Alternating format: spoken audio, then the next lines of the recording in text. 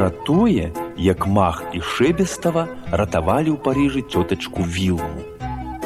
Неяк увесну да Шэбестаў на выходныя прыехала цётачка Вілма. І Шэбестава сказала Маху: «Ну, зноў нешта будзе». А калі Мах спытаў, хто такая гэтая цётачка Вілма, Шэбестава пачала яму распавядаць, што цётачка Вілма дама сталага веку, што ў яе безліч сябровак, з якімі яна ўвесь час перазвоньваецца, што калісьці яна была вельмі багатая і ездзіла па ўсім свеце, але цяпер ужо ездзіць толькі да сваякоў. І калі яна з'яўляецца ў іх, тата кожнага разу жагнаецца і гаворыць: «Ну вось, зноў чакай непрыемнасцяў». А калі потым Мах прыйшоў да Шэбеста ў госці, дык пабачыў тую цётачку Вілму на ўласныя вочы. Мажная жанчына, кілаграмаў пад 90, у начной кашулі з цыгарэтай у вуснах бегала па кватэры і шукала свае акуляры. Спадарня Шэбестава ёй крыкнула: «Цётачка, цябе да тэлефона!» і перадала ёй слухаўку. І цётачка размаўляла і размаўляла без перастанку. Між тым спадар Шэбеста пайшоў у гараж, каб памяняць у машыне тармазныя калодкі. Спадарня Шэбестава пайшла на 3-й паверх да спадарыні Ціхачкавай, каб узяць рэцэпт на торт. А цётачка па-ранейшаму ўсё балбатала, ды згадвала пра Парыж, дзе яны з той сяброўкай Ірмай былі на экскурсіі. А Мах тады кажа: «Слухай, Шэбестава, я прынёс слухаўку, хадзім мы куды пагуляем. Сёння субота, ну не сядзець жа нам дома». А Шэбестава ў адказ: «Давай, пачакай толькі, я абуюся і пойдзем». Але пакуль Мах чакаў, сталася нешта жахлівае. Тая цётачка Вілма сказала: «Ірма, хвіліначку, я толькі запалю сабе новую цыгарэту». І паклала слухаўку каля тэлефона, а вярнуўшыся, па-ранейшаму без акуляраў, узяла ў руку не звычайную слухаўку, а чарадзейную, і сказала: «Дык на чым я спынілася? Ага, што я з задавальненнем зірнула б яшчэ разок на Парыж з Эйфелевай вежы». І толькі з яе вуснаў зляцелі гэтыя словы, як яна знікла. А Мах пабег у вітальню, дзе Шэбестава абувалася, і закрычаў: «Бяда, Шэбестава, мы з табой сур'ёзна ўліплі. Твая цётка у Парыжы на Эйфелевай вежы». І ён патлумачыў Шэбеставай, што здарылася, на што тая схапілася за галаву і сказала: «Ну вось, Мах, я ж гаварыла, што трэба чакаць непрыемнасцяў. Тата меў рацыю. Што ж цяпер рабіць? Мы ж не можам кінуць старую жанчыну пасярод Парыжа ў начной кашулі. Трэба тэрмінова даставіць яе назад. Пакуль мае не вярнуліся, табе гэта, спадзяюся, зразумела?» А Мах сказаў: «Паслухай, мы ж ведаем, дзе яна, дык трэба па яе злётаць». Пасля чаго падняў чарадзейную слухаўку, якую цётачка з перапалоху пусціла, і папрасіў перанесці іх у Парыж на Эйфелевую вежу. У тое ж імгненне яны зніклі разам са слухаўкай.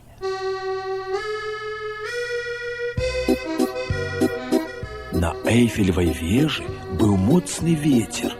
Турысты любаваліся горадам і ракой Сенай, што зіхацела ў промнях веснавога сонца. І толькі Мах з Шэбеставай на нейкай там любаванне не мелі часу. Яны шукалі цётачку Вілму.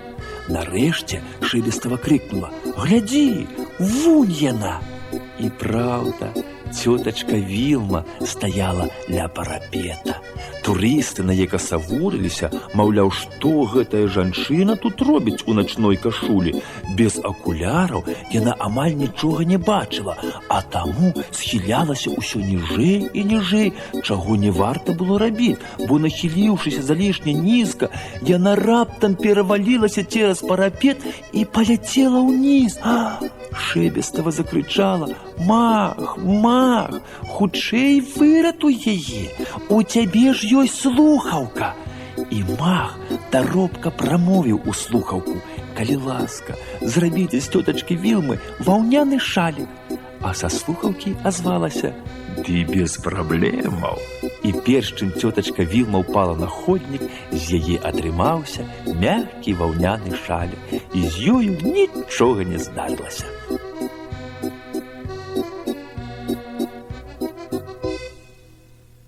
А мах Шэбеставай імчалі ўніз, быццам ветрам гнаныя.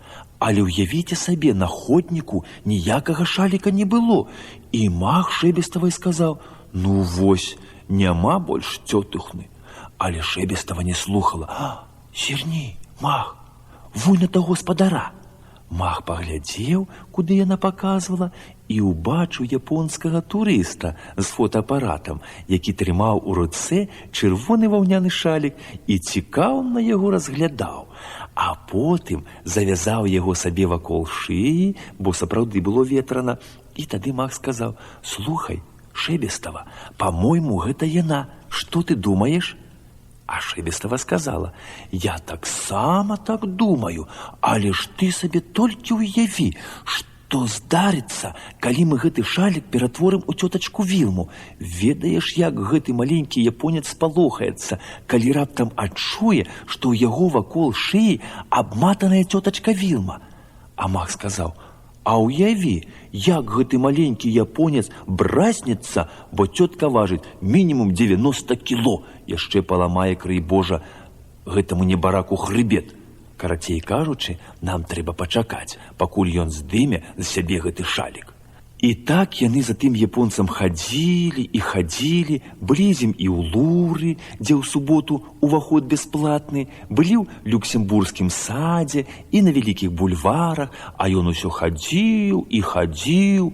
У маха і Шэбеставай ужо ногі балелі, але той японец быў нястомны, як жэўжык, спыняўся і тутака і тамака, ды ўсё нешта фатаграфаваў, і раптам ён спыніў таксі. Тады мах зусім збянтэжыўся і сказаў: «Шэбестава, гэта канец, я ўжо ледзь ногі валаку, а зараз яшчэ давядзецца за таксі бегчы». Але Шэбестава адказала: «Без панікі, мах, супакойся, мы за гэтым таксі не пабяжым і нават не пойдзем, мы за ім спакойненька паляцім». І папрасіла слухаўку ператварыць іх у вараб'ёў. Так яны за тым таксі і паляцелі, пакуль не даляцелі да зоапарку, а там сталася самая нечаканая штука, якая толькі магла здарыцца. Вецер падзьмуў трошкі мацней, і ваўняны шалік у японца узяў ды зляцеў, і, як на ліха, проста ў клетку з львом. А леў, якому не было чаго рабіць і які страшэнна сумаваў, схапіў той шалік, уладкаваўся ў клетцы зручней і ўзяўся яго жаваць паволі і разважліва, каб гэтага занятку яму хапіла надоўга. А мах Шэбеставай, якія ўсё яшчэ былі вераб'ямі, падумалі: «Вось ліха, не будзем жа мы проста глядзець, як гэту няшчасную старую зжарэ нейкі знуджаны леў, ды яшчэ толькі за тое, што яму няма чым заняцца».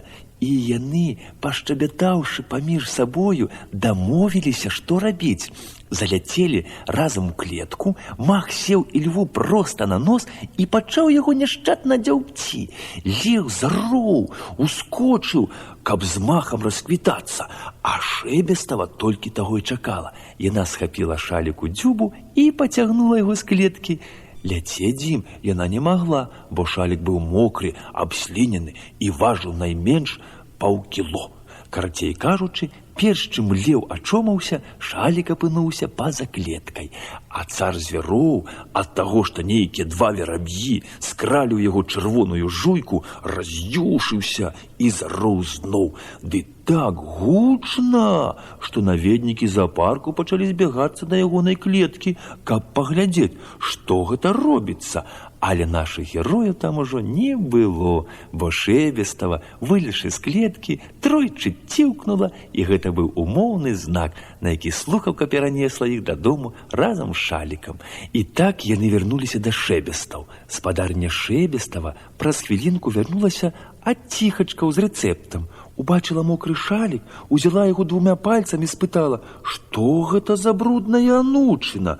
Мах баяўся прызнацца, што гэта цётачка Вілма, і таму нясмела сказаў, што гэта ягоны шалік. Гаспадарня Шэбестава сказала: «Фу!» Кінула шалік у пральную машыну, заўважыўшы, што з нечым падобным Маха дадому не пусціць, бо што тады скажуць ягоныя бацькі. А потым з гаража вярнуўся спадар Шэбеста. Прыйшоў увесь мокры і адразу спытаў: «Дзе цётачка?»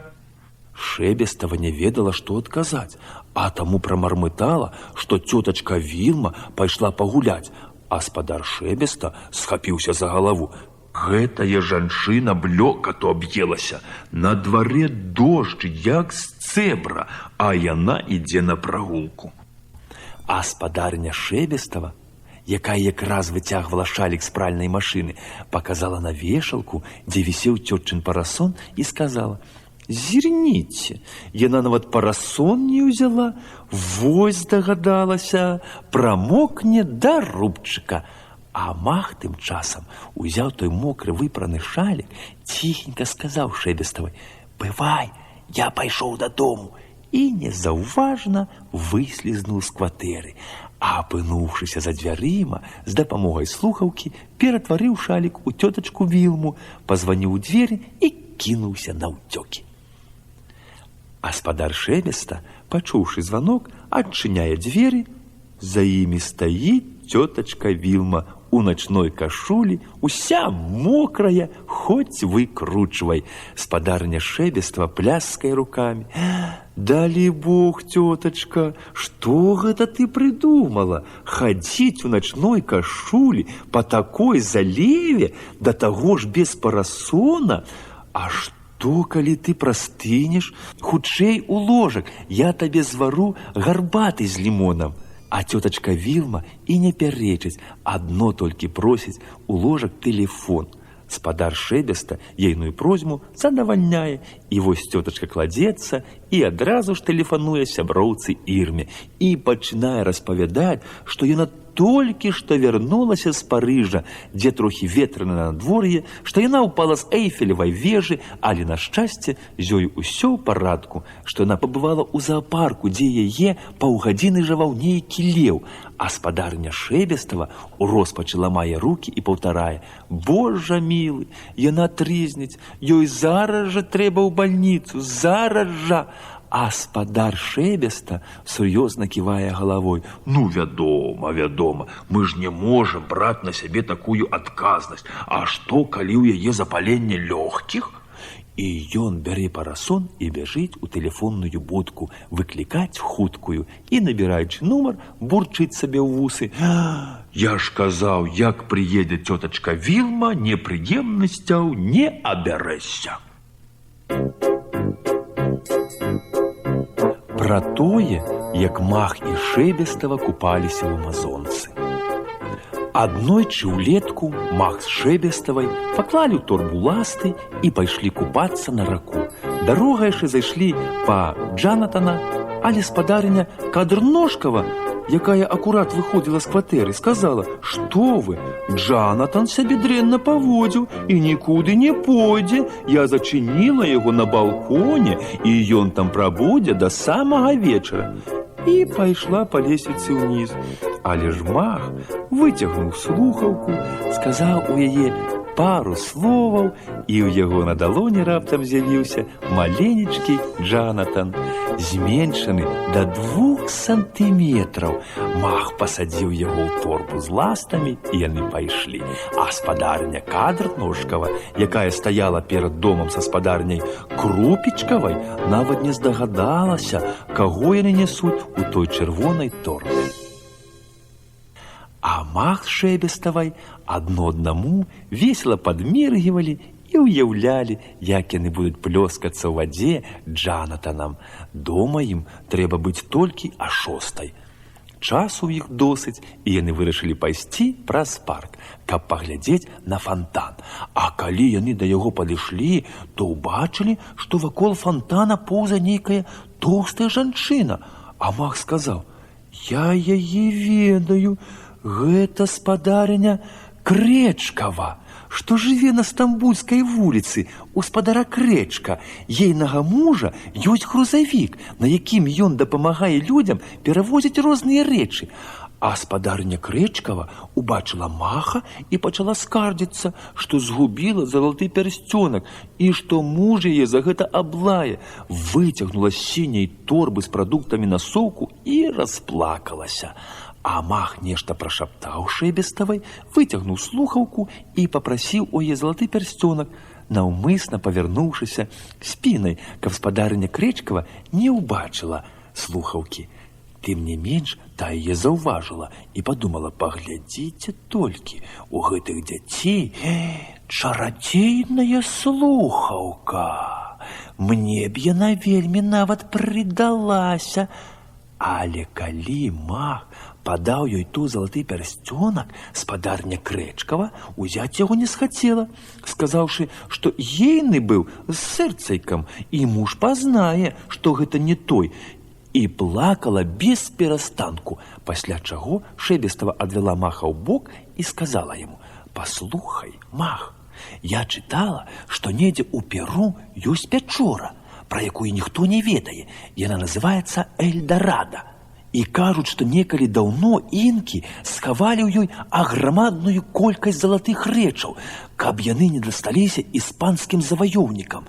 Думаю, там спадарня Крэчкава змагла б сабе выбраць які-небудзь пярсцёнак». А Мах сказаў: «Ну, дык давай туды слётаем».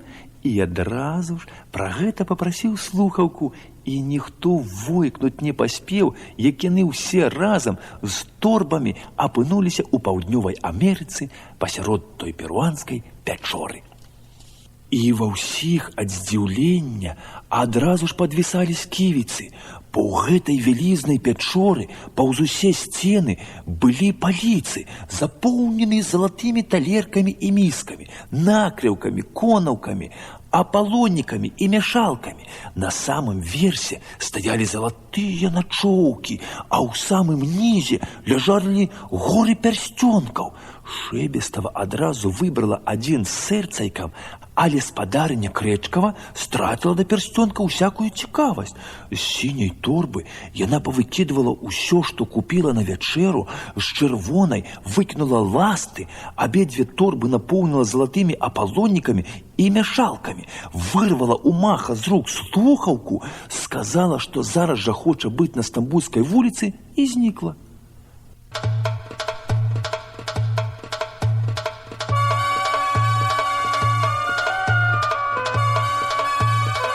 Слухаўка сказала: «На Стамбульскай вуліцы, дык на Стамбульскай вуліцы».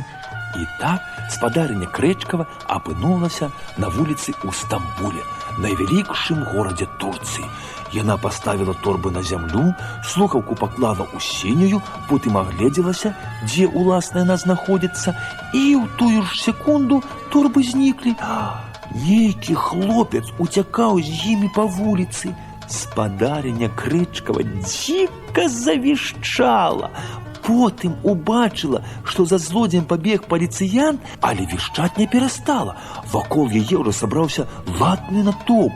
Нейкі мужчына, які трохі размаўляў па-чэшску, узяўся ёй дапамагчы. Але калі яна сказала яму, што яшчэ 2 хвіліны таму была ў паўднёвай Амерыцы і нават не ўяўляе, дзе яна зараз знаходзіцца, а таксама, што ў яе скралі 20 залатых мяшалак і 30 залатых апалонікаў, ён падумаў: «Божачкі, гэтая жанчына, пэўна, звар'яцела». Выклікаў хуткую дапамогу, і не паспела спадарыня Крэчкава вокам міргнуць, як апынулася ў вар'ятні.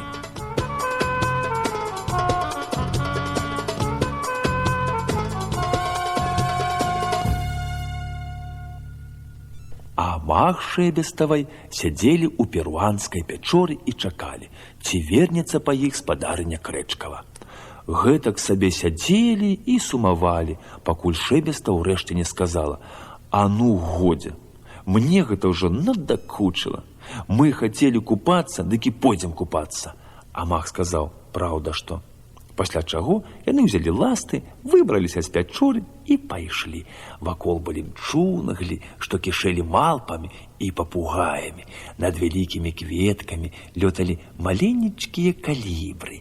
А мах Шэйбеставай ішлі ўсё далей і далей. Нарэшце мах кажа: «Цікава, як мы да 6 трапім дадому? Мы ў паўднёвай Амерыцы, а слухаўка ў нас Бог ведае дзе». А Шэбестава кажа: «А мне цікава, як мы вернем Джанатана спадарніка Дрножкавай, калі мы нават не ведаем, дзе ён, небарака, знаходзіцца». І толькі яна гэтак сказала, як убачыла за дрэвамі раку шырынёй не менш за 5 кіламетраў і сказала: «Гэй, мах, гэта ж Амазонка! Калі б спадарыня Крэчкава з намі засталася, яна б магла выкупацца ў найвялікшай рацэ свету». На што мах кіўнуў галавой і сказаў: «Цікава, што яна зараз робіць?» А няшчасная спадарня Крэчкава была ў вар'ятні. Апякаў яе доктар Цублік, дробны мужчына ў белым халаце і з доўгаю барадой. Клапаціўся ён пра яе проста ўзорна, даў ёй халат, тапачкі і нават выклікаў перакладчыка. І той перакладчык якраз сказаў: «Паслухайце, спадарня, доктар Цублік у вас пытаецца, як вы трапілі да нас у Турцыю». І тады спадарня Крэчкава пачала распавядаць пра чарадзейную слухаўку. Аднак доктар Цублік яе адразу ж перапыніў і сказаў: «Так, пачакайце, калі вы будзеце вярсці такую лухту, дык адсюль ніколі ў жыцці не выберэцеся». Але ў той міг з'явіўся паліцыянт, што бег за рабаўніком і прынёс спадарніка Дрножкавай торбы, якія той нягоднік, уцякаючы, кінуў. Золата ў іх, натуральна, ўжо не было. Але слухаўка у сіняй торбе, на шчасце, засталася, а ў чырвонай сядзеў зусім малюпасенькі Джанатан. І спадарня Крэчкава падумала: «Ну, зараз я гэтаму доктару пакажу, хто вярзе лухту».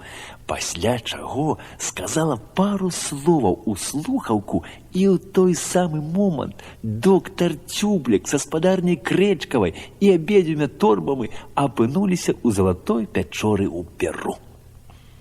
Няшчасны доктар стаяў бы саляны слуп. Столькі золата ў адным месцы ён у жыцці не бачыў, таму ён стаяў і тарашчыў вочы на тую раскошу. Затое спадарня Крэчкава дзейнічала. Яна сказала ў слухаўку, што зараз жа хоча мужа ў грузавік.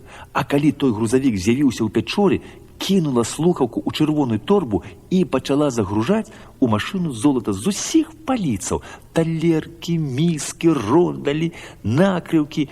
Пры гэтым яна крычала на доктара, каб ён не стаяў як статуй, а трохі ёй дапамог. І тады яны пачалі грузіць разам.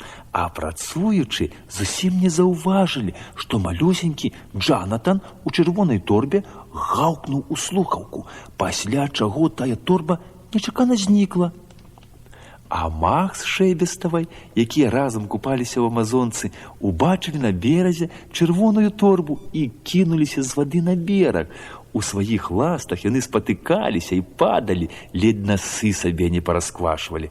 Але ўрэшце да той торбы дабеглі і знайшлі ў ёй слухаўку і маленечкага Джанатана, таго разумненькага сабачку, які хвілю таму прагаўкаў у слухаўку, што хоча быць разам з махам і Шэйбеставай. А слухаўка Джанатаву просьбу без праблемаў задаволіла, бо яна разумее кожную мову, нават жывёльную. Пасля гэтага мах павялічыў Джанатана да нармальных памераў, і яны ўсе трое зноў пабеглі купацца і плёскацца ў вадзе. Але не надта доўга, бо Шэйбестава раптам зірнула на гадзіннік і крыкнула: «Божа Ісусе, мах! Без хвіліны 6 трэба зараз жа дадому». Дзякуючы слухаўцы, яны паспелі ў апошні момант. Вярнулі Джанатана якраз у час. Спадарніка Дурножкава якраз ішла на балкон па цыбулю і, убачыўшы Джанатана, сказала: «Вось бачыш, а калі б ты сябе добра паводзіў, мог бы пасля абеду схадзіць на рэчку з Махам і Шэбеставай». А Мах і Шэбестава сядзелі дома за вячэрай. Мах еў хлеб з маслам і каўбасою, і ў той момант, калі ён тую каўбасу адкусваў, зазваніў тэлефон. На другім канцы азвалася Шэбестава: «Паслухай, Мах, асліныя мы галовы, мы ж зусім забылі пра спадарню Крэчкаву, нават не ведаем, дзе яна знаходзіцца. Слухаўка ў цябе, таму, калі ласка, паклапаціся пра гэта». На што Мах сказаў: «Гэй, Шэбестава, супакойся, зараз павячэраю, вазьму слухаўку і вярну яе дадому, хоць з-пад зямлі». А тым часам спадарня Крэчкава і доктар Цюблік напоўнілі золатам грузавік спадара Крэчка аж даверху. Пячора амаль апусцела. Хіба што на верхняй паліцы, куды спадарня Крэчкава не даставала, засталіся яшчэ залатыя начоўкі. Спадарня Крэчкава падумала: «Ну не пакідаць жа іх тут. Папрашу доктара Цюбліка, каб сеў мне на плечы. Ён дробны, я яго спакойна падыму, і ён мне тыя ночвы паздымае». Аднак ледзь толькі доктар Цюблік уладкаваўся ў спадарні Крэчкавай на карку, як абое раптоўна зніклі, у наступнае імгненне з'явіліся ў кухні ў Крэчкаў. Спадар Крэчак гатаваў на вячэру яешню. У яго быў надзвычай паганы дзень. Пасля абеду у яго ні села, ні пала, знік грузавік. Потым ён марна прачакаў спадарню Крэчкаву, калі яна прынясе што-небудзь на вячэру, і ў выніку ён цяпер мяшаў на пліце яешню і паўтараў: «Трасца, дзе гэтая баба цягаецца?» І опля! Раптам яна з'явілася ў кухні. На плячах чужы халат, на нагах чужыя тапкі, а на карку чужы барадаты мужчына. Спадар Крэчак спачатку не разумее, сон гэта ці ява, а затым як закрычыць немым голасам: «Бажэна, што гэта значыць? Што гэта за мужик? Ды я з яго катлету зраблю, і з цябе таксама!» І бяжыць да серванта, дзе ляжыць сякач на мяса. Доктар Цюблік, вядома ж, расправы не чакае, і што духу уцякае прэч. Спадар Крэчак гоніцца за ім з сякачом у руцэ, але ж Мах з Шэбеставай пра гэта нават не здагадваецца. Яны глядзяць сабе дома калыханку і думаюць: «Добра ж мы сёння пакупаліся».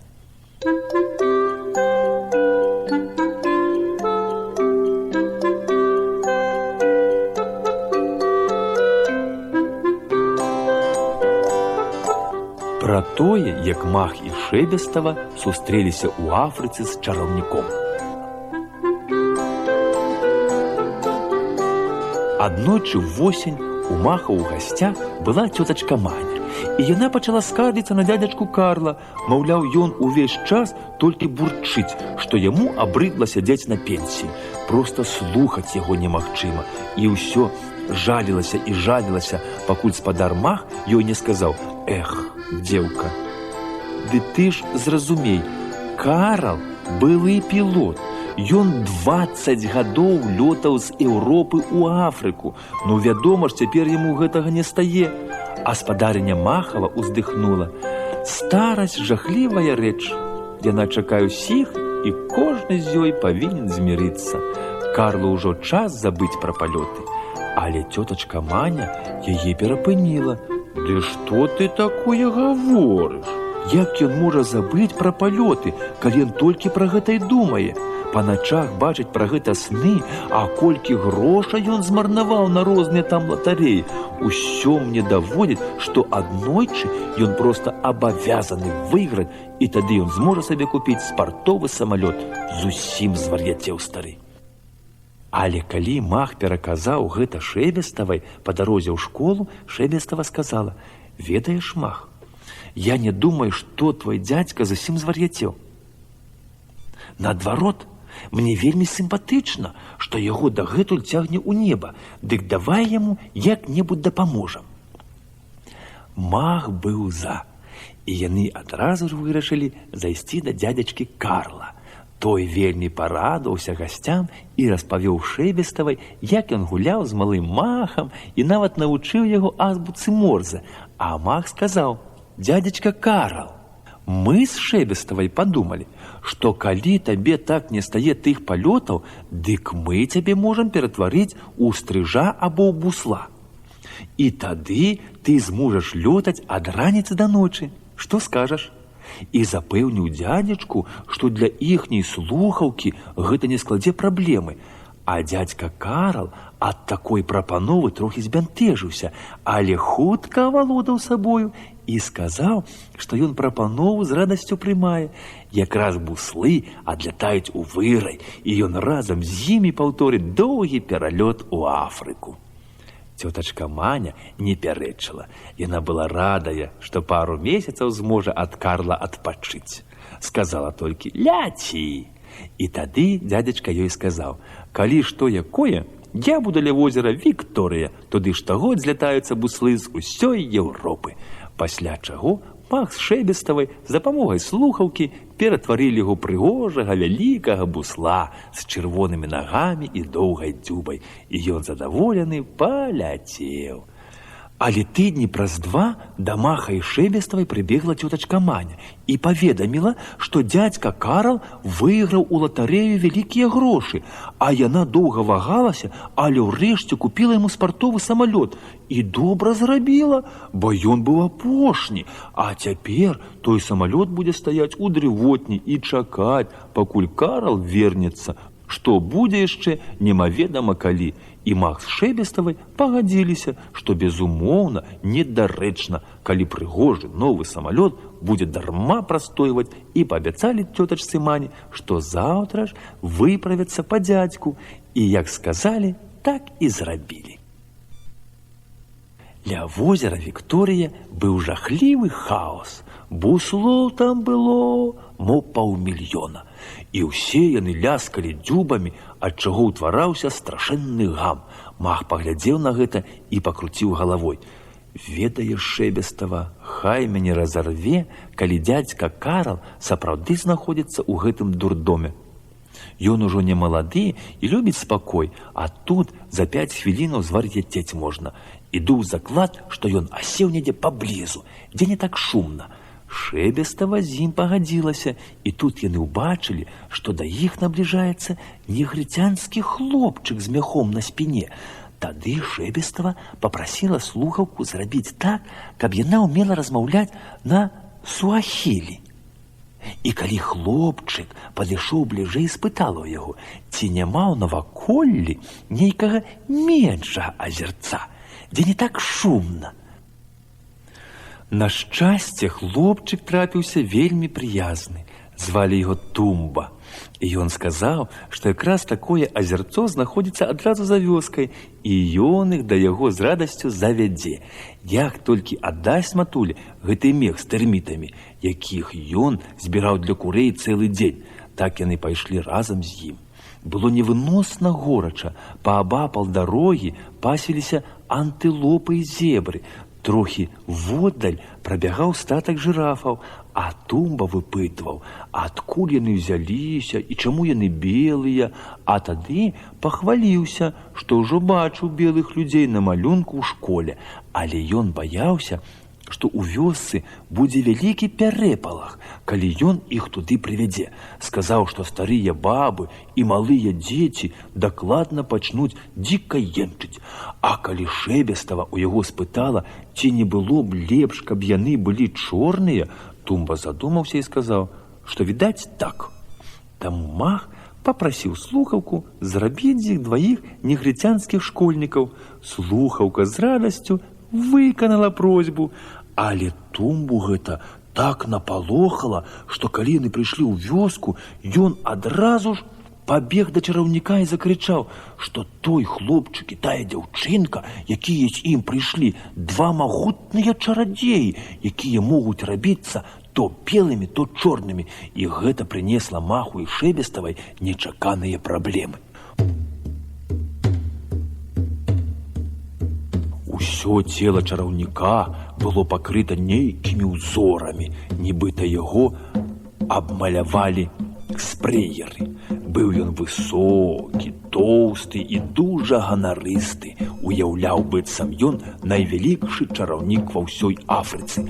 А калі пачуў, што нейкія двое дзяцей лезуць у яго рот, адразу ж раззлаваўся і загадаў іх паклікаць. Ён выйшаў са сваёй хаціны, сеў на скрыню з-пад кока-колы, выцягнуў з носа чарадзейную палачку і сказаў: «Дык вось, смаркачы, глядзіце, што можа вялікі чараўнік». Ён нешта замармытаў, махнуў палачкай, і ў тое імгненне ні села, ні пала, як пайшоў дождж. Што ў такой гарачыні было досыць прыемна. Але ж чараўнік махнуў палачкай зноў, і дажджу як не было, але гэты тоўсты задавака засмяяўся. «Ха-ха-ха-ха! Што, не чакалі? А цяпер вы!» І Шэбестава прамармытала нешта ў слухаўку. Мах махнуў рукой, і ў тое імгненне пайшоў снег. Вяскоўцы, якія стаялі вакол, завішчалі, бо ніколі ў жыцці нічога падобнага не бачылі. А чараўнік, зразумеўшы, што лік 1-0 на карысць гэтых дваіх самазванцаў, зноў раздражнёна замармытаў, махнуў палачкай і ператварыў курыцу ў казу. А Шэбестава таксама нешта хуценька прамармытала. Мах зноў махнуў рукою, і тая каза ператварылася у белага мядзведзя. Людзі завішчалі як ашалелыя, бо пра такога звера чуць не чулі. Пасля чаго чараўнік страшэнна разгневаўся, вырваў у Шэбеставай слухаўку, нешта ў яе прамармытаў, і мах Шэбеставай раптоўна ператварыліся ў двух чорных афрыканскіх буйвалаў. Чараўнік выгнаў іх за вёску, а калі яны зніклі з вачэй, засунуў сабе слухаўку ў нос, палачку выкінуў, а тумбу сказаў: «Больш мне сюды нікога не прыводзь, інакш схопіш пакарку». А мах з Шэбеставай ішлі па дарозе, цяжка перастаўляючы ногі, бо кожны з іх важыў не менш за 3 цэнтнеры, а каб пагаварыць, ім даводзілася мычаць. І калі яны гэтак ішлі да маленькага азерца за вёскай, Шэбестава мычала сумным голасам: «Ну, мы папаліся, мах. Цяпер нам да смерці не выбрацца з Афрыкі.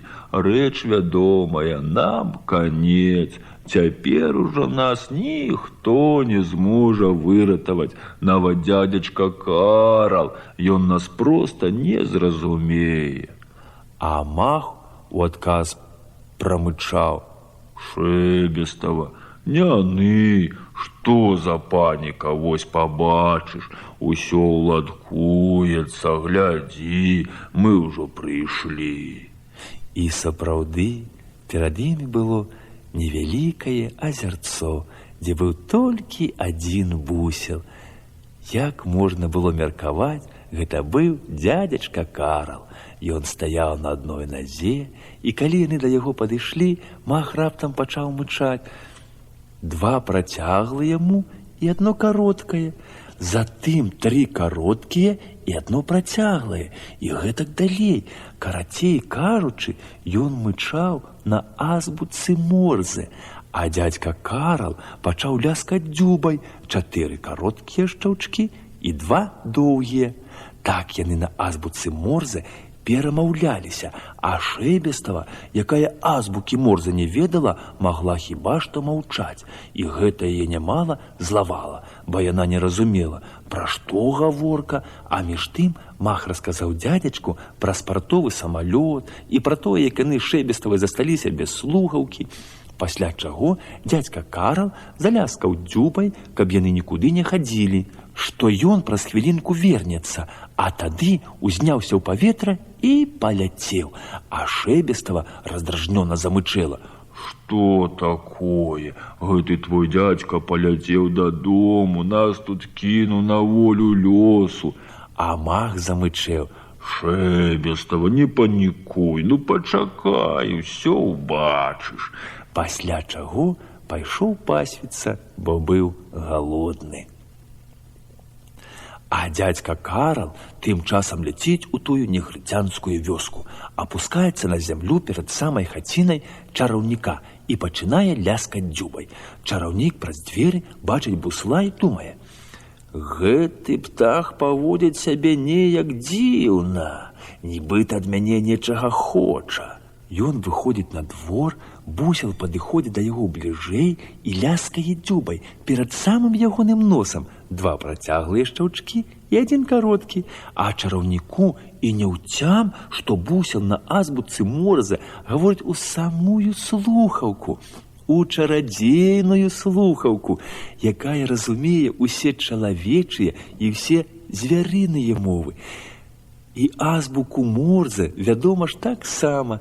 І так слухаўка выслухоўвае пажаданне дзядзячкі Карла, а затым гэтае пажаданне неадкладна выконвае, і чараўнік ператвараецца ў конаўку з вялікай ручкай, праз якую прасунута слухаўка. Дзядзька тую слухаўку бярэ ў дзюбу і ляціць з ёю прэч. А вяскоўцы, якія ўсё гэта бачаць, пачынаюць вішчаць так дзіка, як яшчэ ніколі ў жыцці не вішчалі. А далей усё ішло як па масле. Ні з кім больш нічога благога не здарылася, хіба што цётачка Маня страшэнна спалохалася, калі абірала слівы, і ў садзе, быццам з неба спалі, з'явіліся дзядзька Карл, Мах і Шэбестава. Дзядзька хацеў хутчэй пабачыць свой новы самалёт, і калі цётачка адчыніла дрывотню, стары ледзь не ашалеў ад радасці. Самалёт быў зусім маленькі і ўвесь серабрысты, і дзядзечка адразу ж пачаў да ўсіх чапляцца з прапановамі пакатаць. Але Мах Шэбеставай ветліва падзякавалі і сказалі, што калі-небудзь іншым разам, бо зараз яны спяшаюцца дадому на вячэру. А па дарозе дамоў яны згадалі пра ганарыстага чараўніка, які ператварыўся ў конаўку з вялікай ручкай, і папрасілі слухаўку вярнуць яму людское аблічча. А слухаўка сказала: без праблемаў.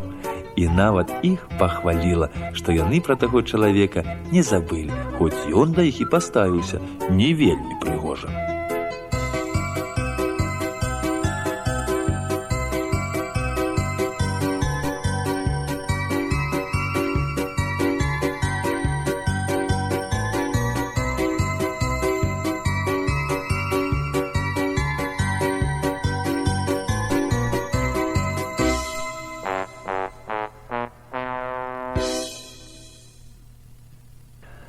Пра тое, як Мах і Шэбестава шукалі ў Аўстраліі Джанатана.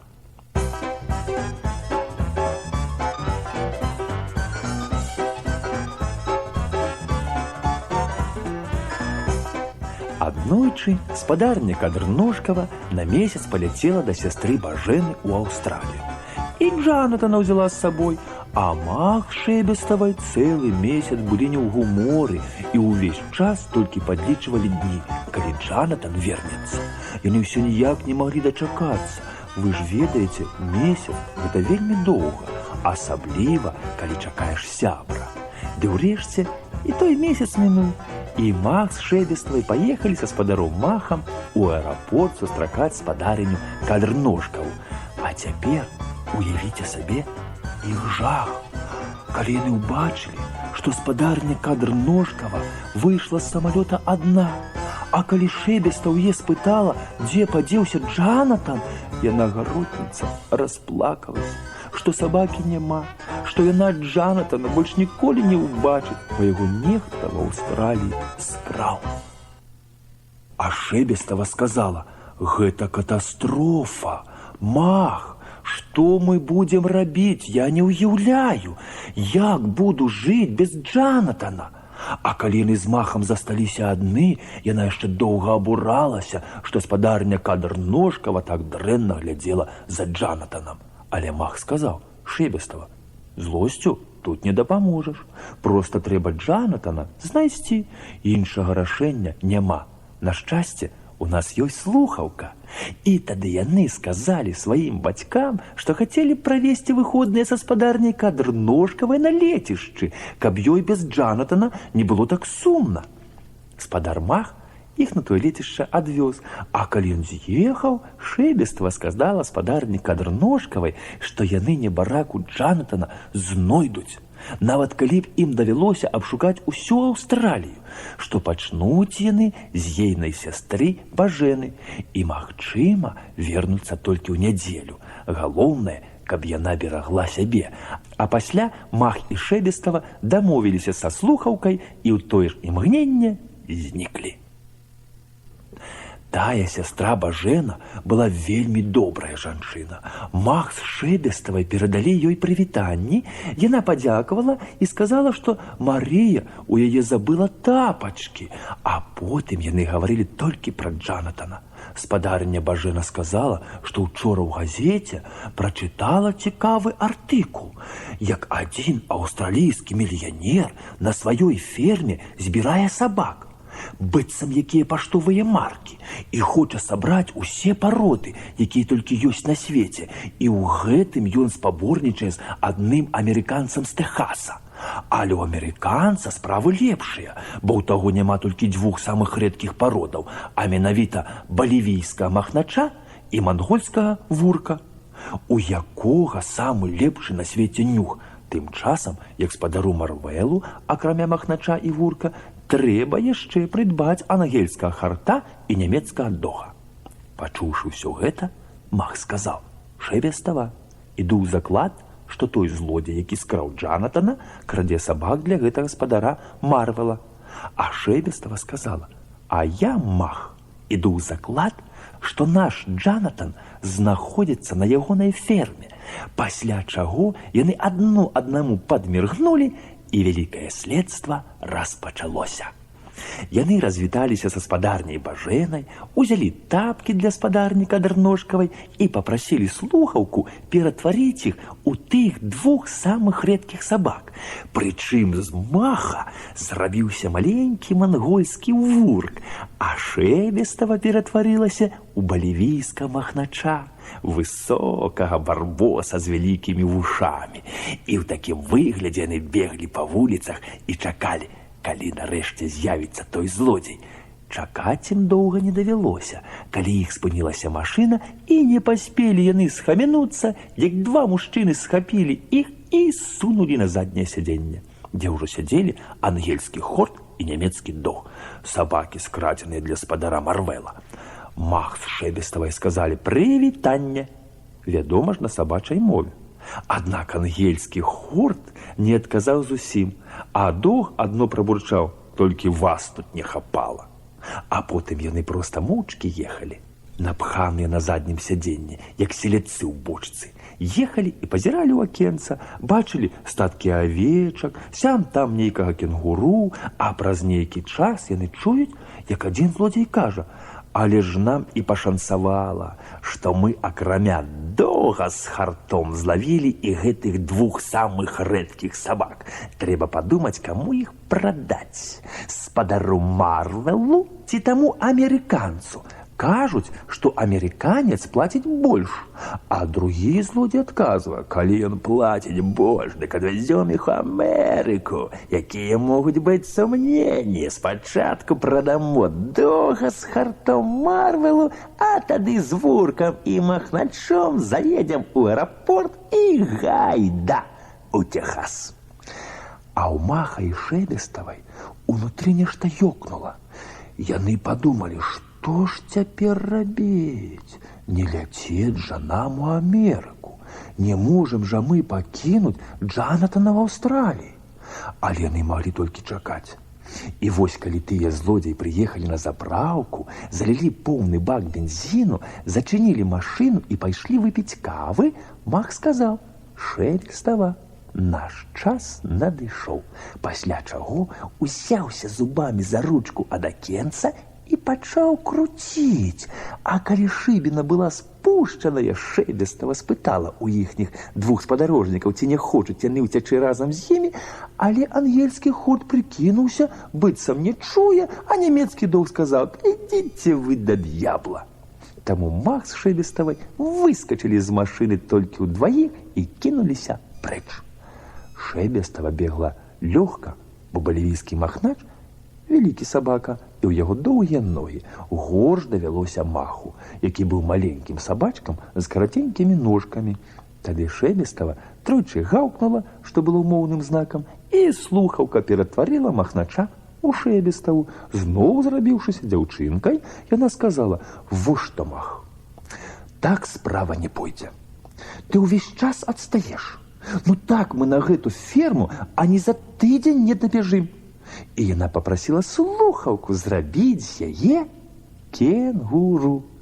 Маленькі вурк улез у кішэню, якая ў кенгуру знаходзіцца на жываце, і Шэбестава паскакала наперад так хутка, як не змог бы, напэўна, ніводны сабака на свеце.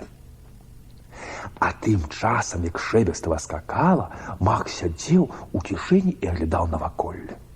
Сярод галін эўкаліптаў ён заўважаў смешных мядзведзікаў-каалаў, а паабапал дарогі бачыў цэлыя хмары дзікіх трусоў.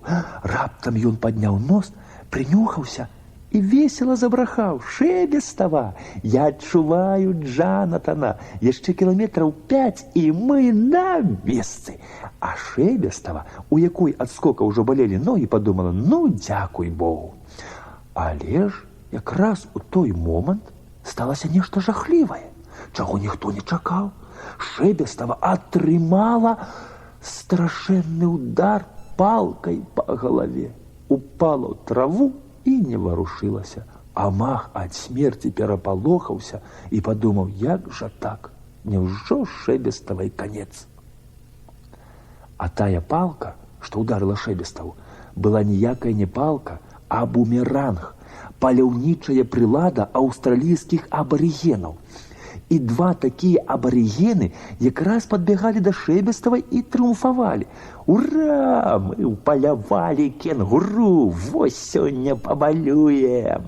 Адзін узяў Шэбеставу за пярэднія ногі, другі за заднія, і яны панеслі яе ў вёску. Мангольскага вурка яны не заўважылі, бо Мах стаіўся на самым дне кенгурынай кішэні, але зубы ў яго ляскаталі ад страху, і ён ліхаманкава думаў: «Божачка мілы, што ж мне рабіць?» Уся вёска з слінай сцякала ў чаканні шыкоў на вячэры. Правадыр племені сказаў, што ў яго разыграўся апетытна смажаныя кенгурыныя мазгі. Чараўнік, які без перастанку пыхкаў люлькай, папрасіў вэнджаных кенгурыных лапак, а кухар сказаў: «Як пажадаеце», і пачаў тачыць вялізны нож. Але ў гэты момант з кенгурынай кішэні вылез маленькі сабачка. Тройчы гаўкнуў і ператварыўся ў Маха, які закрычаў: «Я вам дам смажаныя мазгі! Я вам дам вэнджаныя лапкі! Калі вы думаеце, што злопаце Шэбеставу на вячэру, дык вы надта памыляецеся!» І выцягнуў з кішэні слухаўку. З кенгуру зрабілася Шэбестава. А ў вёсцы... У вёсцы настала вялікая сумятня. Правадыр з пераляку абамлеў, чараўнік праглынуў люльку, а астатнія ж разбегліся, як прусакі. А Шэбестава, хаця ў яе пасля таго ўдару галава страшэнна трашчала, вельмі прыгожа ўсміхнулася і сказала: «Дзякуй, Мах, ты выратаваў мне жыццё». Пасля чаго з дапамогай слухаўкі ператварылася ў балівійска махнача. Мах ператварыўся ў мангольска вурка, і яны пабеглі далей. Да Джанатана ім заставалася ўжо зусім недалёка, і таму яны пабеглі па шашы дзе было поўна машын. Удалечыні яны ўбачылі ферму, і Мах радасна забрахаў, што гэта ферма спадара Марвела. Але ж тут здарылася нешта яшчэ горшае, чым перад тым. Адна машына спынілася каля іх, з яе выйшлі двое мужчын, і не паспелі Мах і Шэбестаў ачомацца, як зноў апынуліся на заднім сядзенні машыны, побач з ангельскім хартом і нямецкім догам, які грэбліва прамовіў: «Глядзі ты, зноў вы, не надта ж далёка ўцяклі». А Мах сказаў: «Ах, Шэбестава, што ж нам сёння так не шанцуе?» На шчасце, тым двум злодзеям ужо не хацелася везці махнача з вуркам у аэрапорт, і яны прадалі ўсіх 4 сабак разам. Але грошай мусілі пачакаць, бо спадар Марвел быў у горадзе.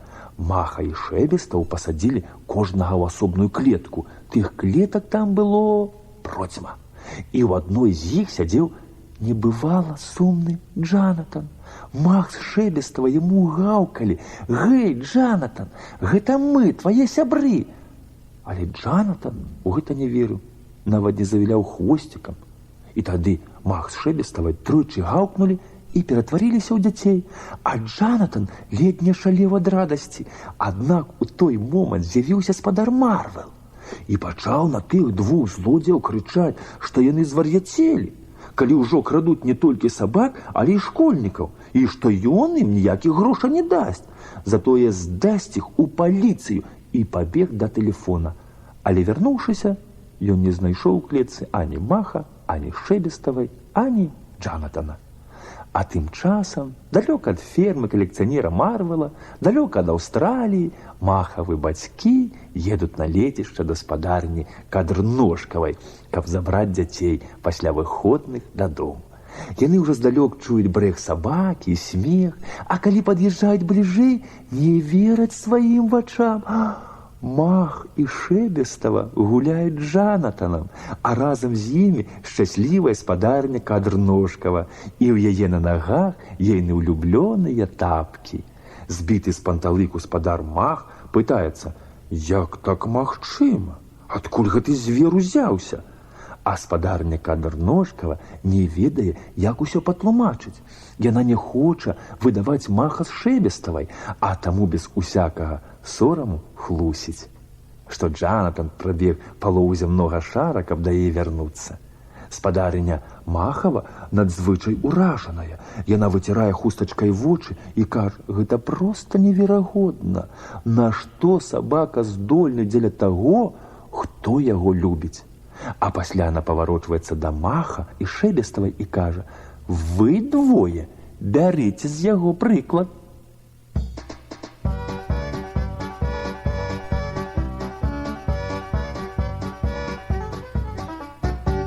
Пра тое, як Мах і Шэбестава пабывалі з Джанатанам у Галівудзе.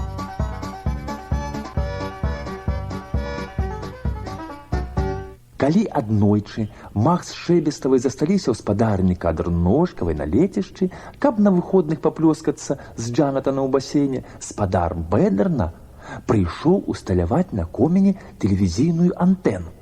І, прымацоўваючы яе, ён зверху крычаў: «Паслухайце, спадарня Кадрножкава, ваша страха ў жахлівым стане.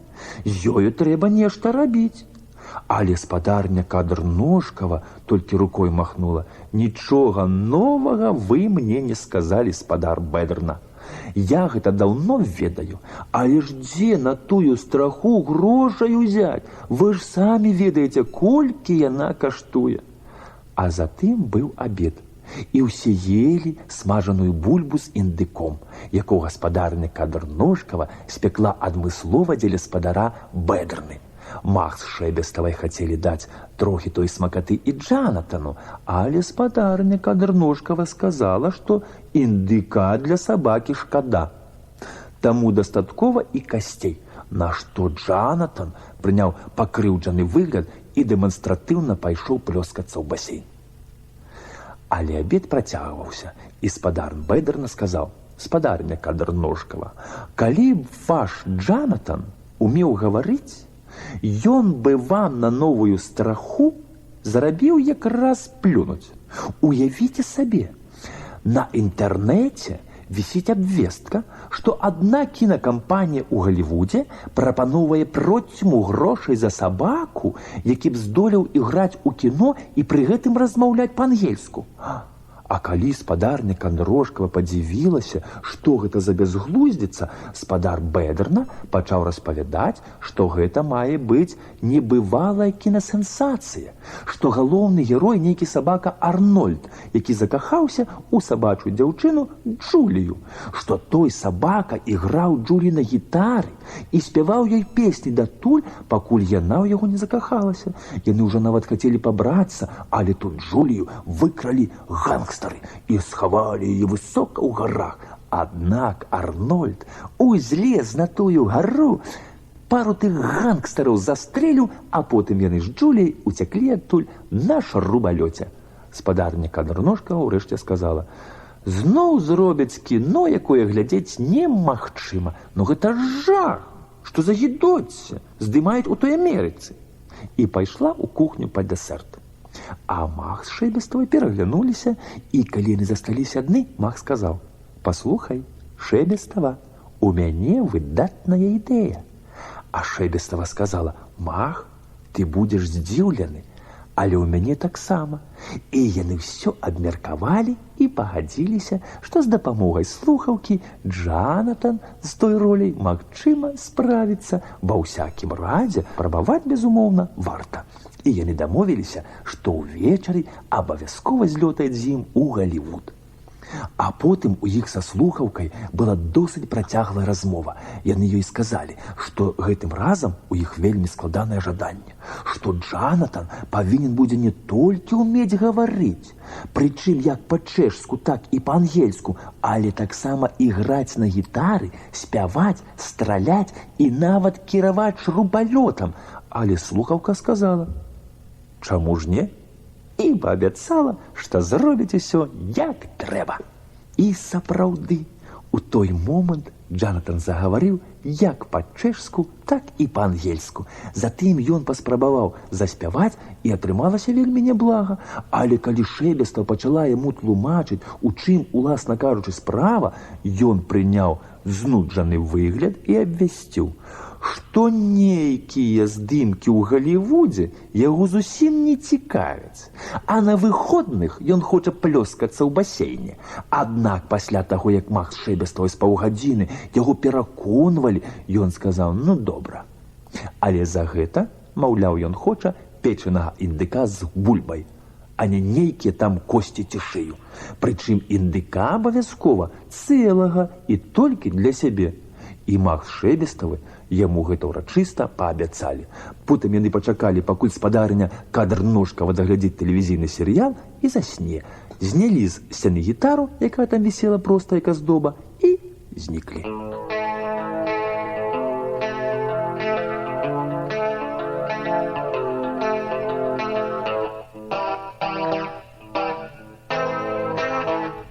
У Галівудзе была раніца.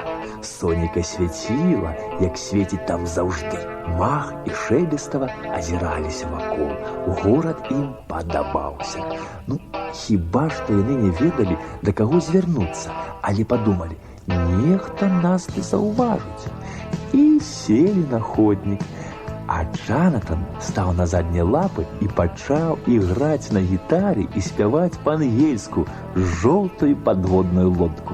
Праз хвіліну вакол іх утварыўся сапраўдны натоўп. Людзі крычалі: «Не можа быць! Гэты сабака сапраўды спявае!» І кідалі Джанатану пад ногі грошы. Але раптам да іх пад'ехала машына. З яе выйшаў невысокі лысы чалавек, сказаў, што яго звалі Біл Барнес і што ён будзе іхнім агентам. Затым параіў Шэбеставай сабраць тую кучу грошай, што ляжала на ходніку, пасадзіў дзяцей з сабакам у машыну, і ў імгненне вока яны паўсталі перад двума спадарамі, якія збіраліся здымаць фільм пра закаханых сабак. Адзін з тых спадароў быў вельмі тоўсты. Гэта быў прадусар. Другі, наадварот, хударлявы. Гэты быў рэжысёр. І Біл Барнес сказаў ім: «Так, спадарства, вось вам сабака, якога вы шукаеце. Ён умее гаварыць, умее спяваць і ўвогуле умее ўсё, што вам трэба. І калі вы прымеце мае фінансавыя ўмовы, ён будзе у вашым поўным распараджэнні. Тыя спадары пацерлі сабе рукі і сказалі: цудоўна, бяру! І зараз жа пазванілі той сабачай дзяўчыне, якая мелася іграць Джулію. Але ж у тое імгненне азваўся Джанатан і сказаў: адзін момант, шаноўная, пакуль я не атрымаю смажанай бульбы, а да яе цэлага печанага індыка іграць не буду. І маг з Шэпеставай мусілі тым людям расказаць, што паабяцалі Джанатану дома. Той тоўсты прадусар на шчасце толькі пасмяяўся, сказаўшы: няма праблемаў, і паслаў у найбліжэйшы рэстаран папечанага індыка з бульбай. Магі Шэпестава пажадалі Джанатану смачна есці, і ён узяўся за тую смакату з вялікім энтузіязмам. Старанна ўмінаў белае мяса, соп і аблізваўся. А калі таго індыка злопаў, сказаў, што гэта было цудоўна, бо здзейснілася ягоная мара. А маг адказаў: цані гэта, сябра, наўрад ці калі паўторыцца нешта падобнае.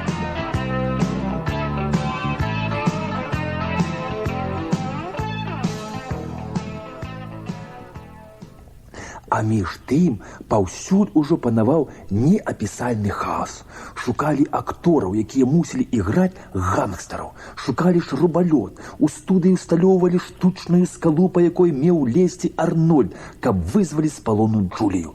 Да Джанатана прыйшлі 2 інструктары, каб навучыць яго страляць з аўтамата і кіраваць шрубалётам.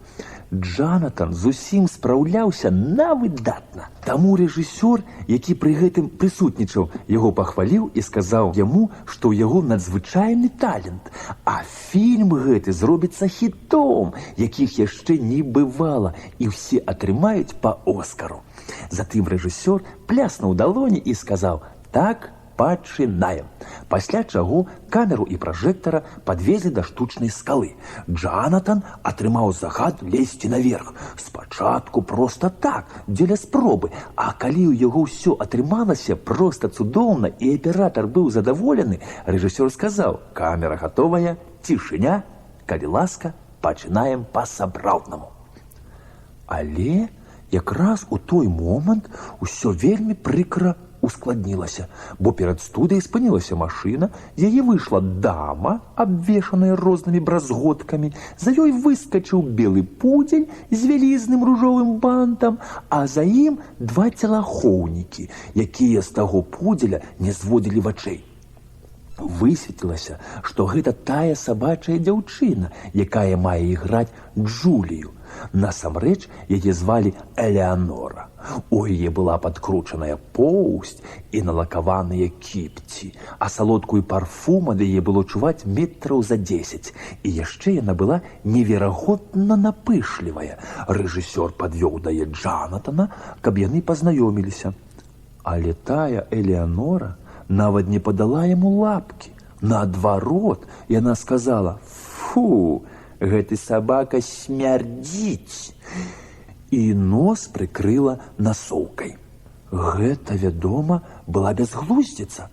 Джанатан не мог смярдзець, бо ўсю суботу купаўся ў басейне. Вядома ж, ён пакрыўдзіўся, адвёў маха з Шэбестай у бок і сказаў ім, што з гэтай напышлівай цацай ні ў якім фільме здымацца не будзе, і што зараз жа хоча дадому. А рэжысёр выпадкова гэта пачуў. Ён пачаў рваць на сабе валасы, ламаць рукі, а потым маланкай пабег да спадара Барнеса і тоўстага прадусара. І яны ўсе разам пачалі ўпрошваць Джанатана дзеля Бога апамятацца і не губіць фільм, які будзе сусветнай сенсацыяй.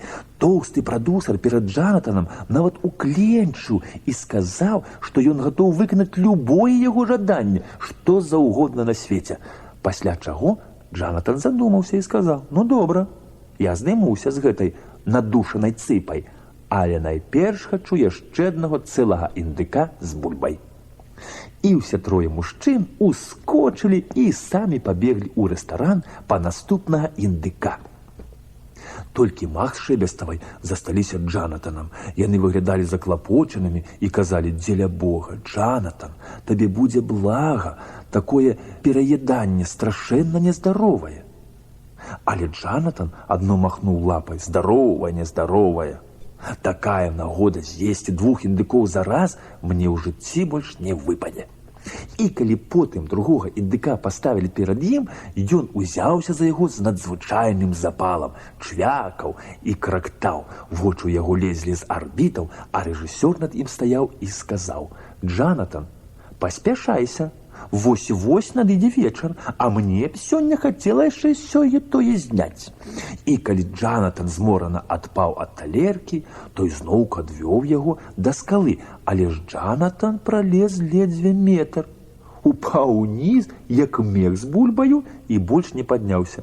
Ён соп, як паравоз, сказаў, што гадзінку падрэбля. Заплюшчыў вочы і захроп. А няшчасны рэжысёр зразумеў, што зараз Джанатана ўжо толку не будзе, таму прыкрыў яго плашчом і сказаў: «Спадарства, абвяшчаецца перапынак. Праз гадзіну працягнем». Але ж ужо сапраўды быў вечар. Мах зірнуў на гадзіннік і сказаў: «Шэбестава, нам ужо час вяртацца. У нас вось-вось будзе раніца. Спадарня Кадрножкава прачнецца, не знойдзе нас і будзе бяда». На што Шэбестава адказала: «Шкада, што тут усё давядзецца кінуць. Але нічога не зробіш. Добра яшчэ, што Джанатан зарабіў прыстойныя грошы сваімі спевамі на вуліцы». І яны папрасілі слухаўку вярнуць іх назад. Таму, калі рэжысёр праз гадзіну падняў свой плашч, Джанатана пад ім ужо не было. А на лецішчы была цудоўная нядзельная раніца. Спадарня Кадрножкава якраз прачнулася. На тумбачцы ляжала куча грошай, каля ложка стаялі Мах, Шэбестава і Джанатан з назьмутым жыватом. Спадарня Кадрножкава паказала на тыя грошы і спытала: «Што гэта значыць? Адкуль тут гэтыя грошы?» Але Мах з Шэбеставай толькі усміхаліся і паціскалі плячыма. Хіба Джанатан хацеў пра ўсё распавесці і сказаць спадарні Кадрножкавай, што гэта грошы на новую страху. Але тут небарака зразумеў, што зноў развучыўся гаварыць.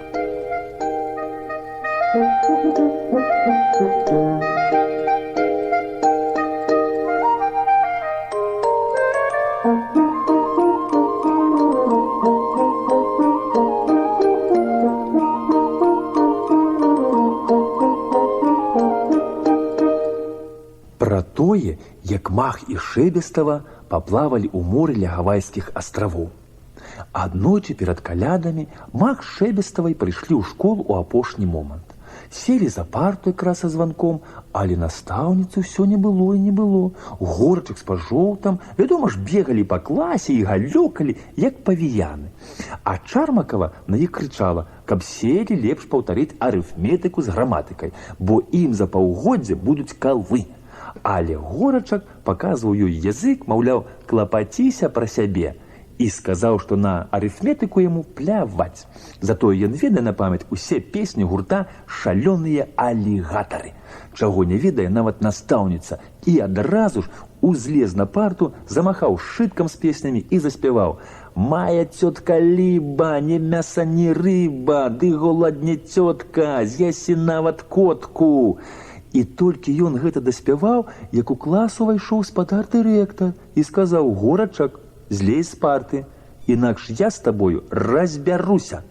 А потым паведаміў вучням, што настаўніцу ўначы адвезлі ў бальніцу, бо з ёю здарыўся нервовы прыступ, таму ён пару дзён павучыць іх замест яе.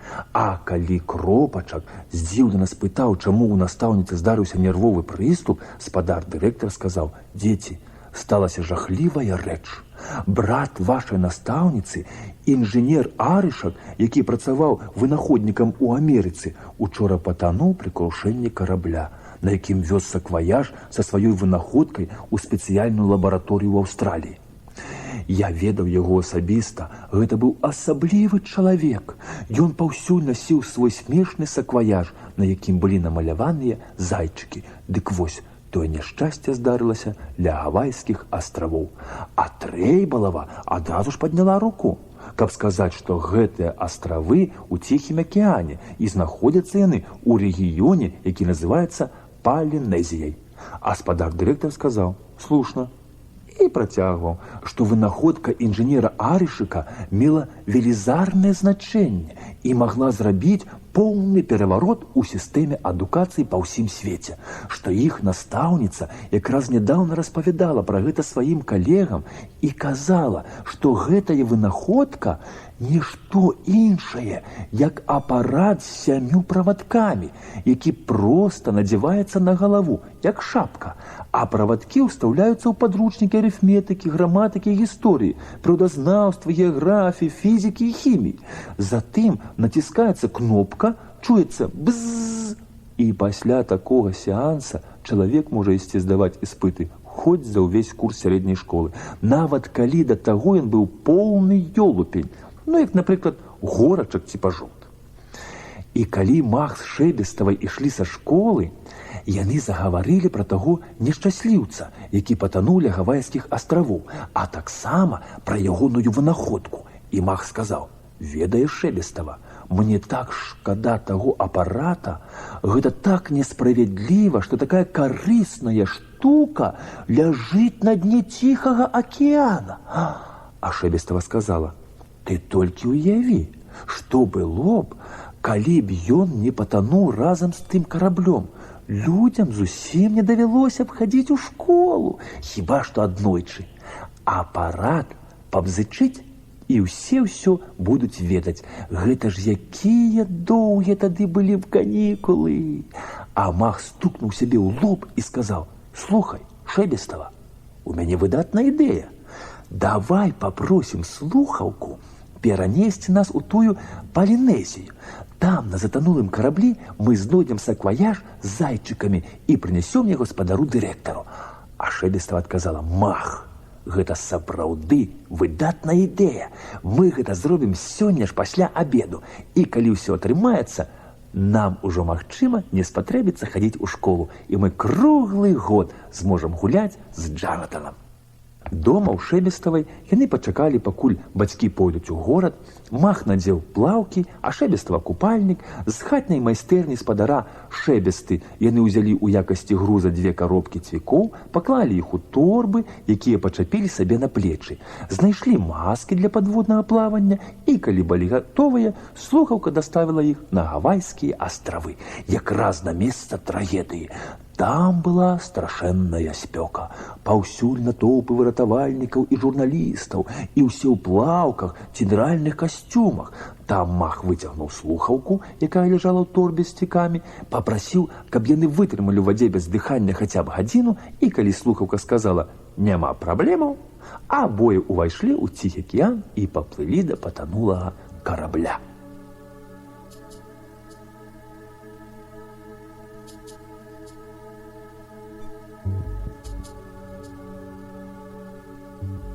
Пад вадою ўсё выглядала, як у вялізнай аранжарэі. Яны праплывалі сярод скалаў, аблепленых караламі з мноствамі рознакаляровых галінак. Бачылі жоўтыя і чырвоныя актыніі, якія выглядалі як жылыя кветкі. Там-сям заўважалі вялікія і малыя зоркі, разглядалі вялізных крабаў з ружовымі панцырамі і паўметровымі клешнямі, асьміногаў, якія хаваліся ў шчыльных скал. Насустрач ім праплывалі цэлыя хмары паласатых рыбак, белых, жоўтых, сініх і чырвоных, але коробкі з цвікамі цягнулі іх усё ніжэй і ніжэй, і нарэшце яны апынуліся на самым дне, дзе ляжаў на борце вялізны цеплаход, які выглядаў як шматпавярховы дом, пакладзены на бок. Мах з Шэбеставай заплылі ўнутр і апынуліся ў вялікім рэстаране, дзе плавалі рыбы, у якіх у роце былі біфштэксы і котлеты. З рэстарана яны паплылі далей і апынуліся ў вялізнай кухні, дзе рыб было яшчэ больш. Яны біліся між сабою за спагетці, бульбу фры і грушавыя кнедлікі. І тут у кухню заплыла акула. У зубах яна трымала сакваяж з намаляванымі зайчыкамі. Убачыўшы які, мах схапіўся за галаву і падумаў: «Мамачка родная, гэта ж сакваяж інжынера Арышка. Гэтая акула, пэўна, знайшла яго ў каюце і падумала, што ён поўны зайцоў на смятане». Але Шэлестава, якой да галавы прыйшло тое самае, не раздумала так доўга, як мах, а ўзяла парасячы кумпяк, які заўважыла за шклом у электрадухоўцы, і прапанавала яго акуле. Тая адпусціла сваю ношу, схапіла ў зубы кумпяк і тут жа знікла. Пасля чаго Шэлестава падабрала сакваяж, кіўнула маху, і абое паплылі на паверхню.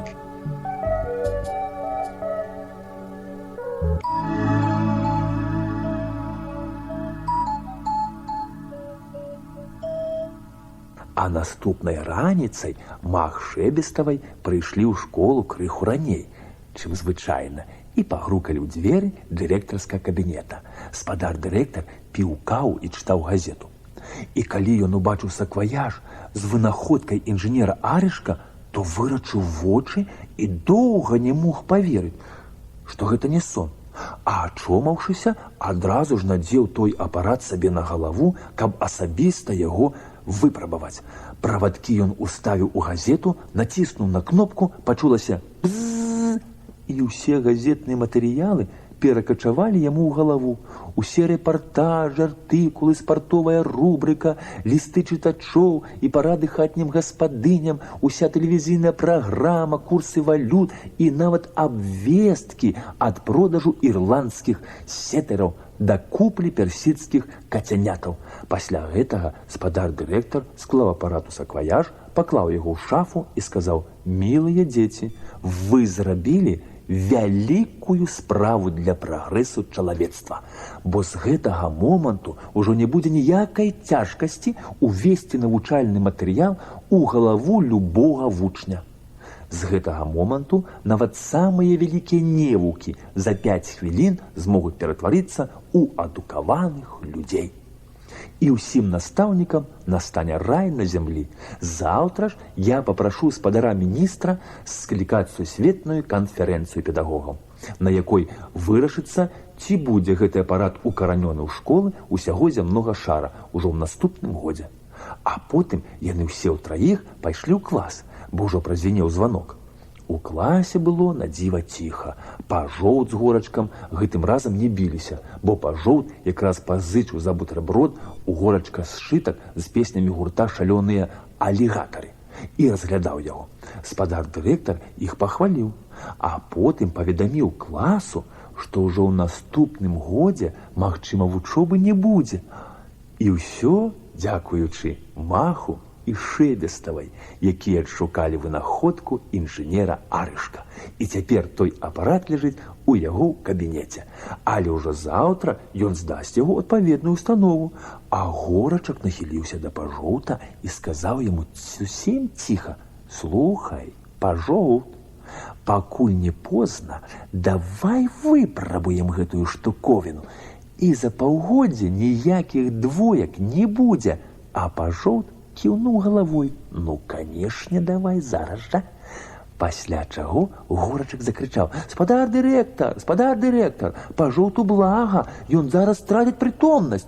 А дырэктар спалохаўся, што Пажоўт і праўду страціць прытомнасць, бо той жахліва засоп, язык у яго вылез з рота, а вочы закаціліся, і ён дазволіў горачку адвесці свайго сябра на свежае паветра. Аднак ледзь толькі яны апынуліся на калідоры, як памчалі на прасткі ў дырэктарскі кабінет. Там узялі з шафы апарат інжынера Арышка, а горачак выцягнуў падручнікі арыфметыкі і граматыкі, якія ў яго былі схаваныя за пазухай. Але ж Пажоўт выцягнуў пазычаны ў сябра сшытак гурта «Шалёныя алігатары» і сказаў, што найперш ён хоча ведаць на памяць усе песні не горш за горачка. А той пачаў на Пажоўта раўці, што першы па чарзе ён, бо гэта была ягоная ідэя, на што Пажоўт даў яму аплявуху. Горачак адказаў тым самым, і яны пачалі біцца за той апарат, як бараны, пакуль ён у іх не ўпаў на падлогу і не разбіўся ўшчэнт. Прычым сталася гэта якраз у той момант, калі адчыніліся дзверы, і на парозе з'явіўся бледны спадар-дырэктар. А калі потым мах Шэбеставай ішлі са школы, яны былі страшэнна расстроеныя, бо ведалі, што геніяльны апарат інжынера Арышка ўжо ніхто ніколі не зможа сабраць наноў, а таму ніякага вялікага перавароту ў сістэме адукацыі не адбудзецца, і дзеці па ўсім свеце надалей будуць вымушаны хадзіць у школу. І тады мах сказаў: «Ведаеш, Шэбестава, мне так і хочацца расплакацца, як толькі я падумаю, што ўжо ў наступным годзе па свеце маглі б хадзіць толькі адукаваныя людзі, што любое немаўля з лёгкасцю магло б здаць выпускныя іспыты, і што ўсё гэта сапсавалі два такія ёлупні, як Горачак і Пажот».